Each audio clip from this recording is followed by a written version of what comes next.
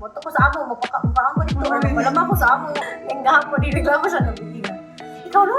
Napila ka rin mo katulgan.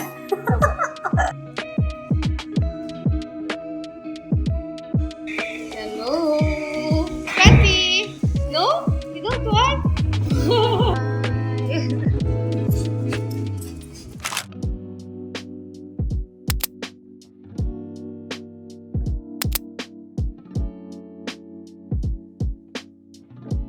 We're approaching the Skypod, so mag-park na. Actually, it's raining. Let's see as ito makapark.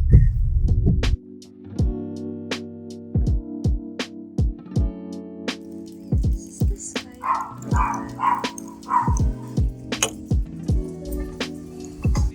Hello! Welcome to Skypod!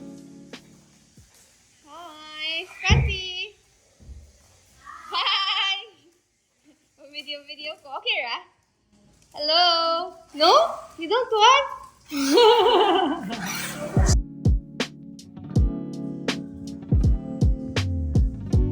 Good afternoon. Hi. Skincare first. You can do your own skincare.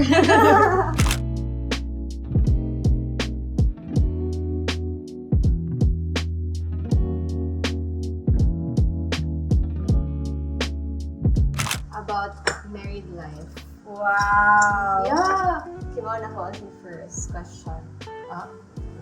Okay, but like pag-start ninyo, ano yung major change for you na grabe ka nag-adjust?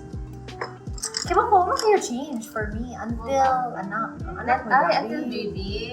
Yeah. Okay. According to Slater, the same or good nga, except nga, di na siya kailangan matod ko na ko sa bagay. Yeah. I'm same naman ba Very good. Oh, yeah. Lingaw siya to discover things together, like also pagluto, or also paggamit sa kitchen. He stayed sa ko in-laws house for mga 2 months lang. 2 months already. Kana. Ano sa'yo mo ma-advise since naka-try mo ka with your in-laws? Like good for you. Nice to you. For me, akong in-laws, grabe ko kasurti kayo di yun sila manghilabot guys. Kasi grabe ko kasurti. Depende sa in-laws din, no? Yeah.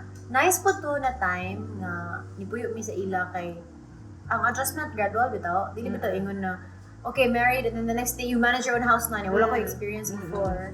At least dito, napa may time mo adjust some schedules niya. Di ko mahunahon na sa household. Ano bitaw? Ganahan ako to live with in-laws actually. Pero uwag yun. Kay di ko magawa sa room kung wala si Slater. Ay, natagid, no? Oo, or kanang gutom ko, moto ko sa amo, magpakampaan ko dito, or magpalama ko sa amo. Oo, yun na. So, lahi na yun if na mo inyong own house. Ay, nang yun. Kay, you can be yourself more, ano.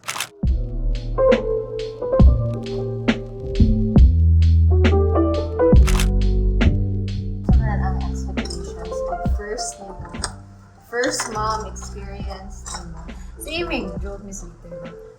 Kanang, ignanatay kids, same lang gipunta, yung mulaag lang gipunta, cool mom, sige lang, yaya lay bantay, ano bitaw niya. Kung hilap ko, or di mo ka, ay kaon, kanang nga na ko. Kaya wala pa man. Wala pa man, when you're there, nalahit think everything, yun, like, ako to that point, na wala na kayo time for each other, kaya kung busy ka sa work, busy ka sa work.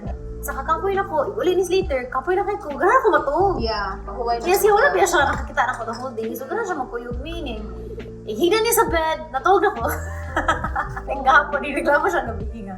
Ikaw no, pila ko rin mo katulgan.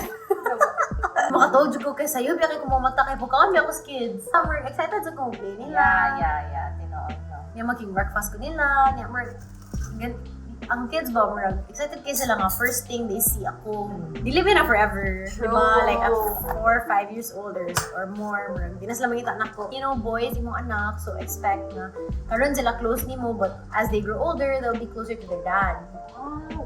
Anak, you don't know if boy. So, ako yung gisavor, kay karon grabe sila kalambing, lamig feeling, bitaw.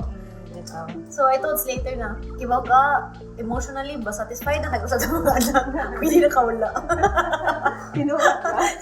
Pero na mom na, ano yung pinaka-challenge naman na sa kids? Challenge sa kids, it's, I think sometimes, especially with social media, we think na, kailangan natin i-give up itong lives for the kids, especially if mom ka, because the content that you consume about motherhood. Makes you feel nga kung dili ka makatagtanan for your kids, bad person ka. More kang mag-guilty daw, no? Guilty ka.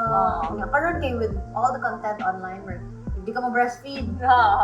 Bati ki ka nga tao, selfish ki ka nga tao, ano ba? So, kana with all other aspects, if you don't do this, if you don't do that, or all of this mindset na mura kang mabuang as a mom, you feel like nag-fail ka as a person.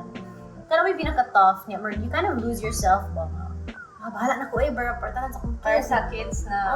niya. Yagit naman kay ko, Maria na ma-pandemic pag yun, di ko kasalon. Feel ko nga, shit, Luciang na yun. Lipay ko kay sis later, sige siya remind sa akong self. Di ba siya mag-pressure na ko. Sige siya remind ako sa, relax, okay, good, you're doing the job. Go, larga, you need a break. Ano ba? Supportive kayo siya. Yeah. Understanding kayo siya. Manila na siya. Ako kay, sa pa, maglisod na ko niya mo. Sa mahila ko niya, halaw ka pa yung UK ko, like, okay ito, gano'n na Nabigay na ako moments. niya minsan, ano ba makito? Ito, diha. Sabi ko nga, JK, si Kuan, pangitaan ko. Hila ka lang. Hila ko ginabata. Sige ko, itong belo. Hindi ko ni Slater na ka na, you know what? I feel your energy is different when you're taking care of yourself. Happy daw ko.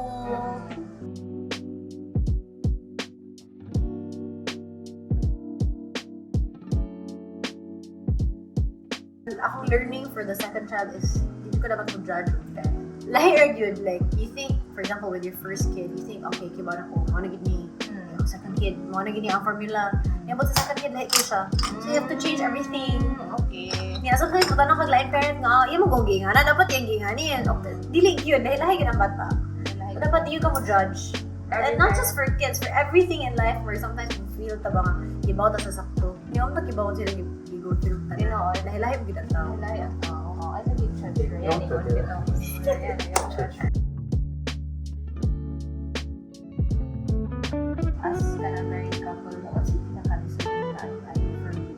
Dili ka usually so murag pandemic, I think ako naanad na. Murag tuo ko ba nga if namin together, magkuyog mi. Kaysa una, nasa sa office ito siya over. Magkuyog mi kami, may mag-storya. Pero pandemic, kuyog mi mo 24/7 mag-storya mo 24/7. Diba? So muto ako expectation nga, alay ko yung tagda.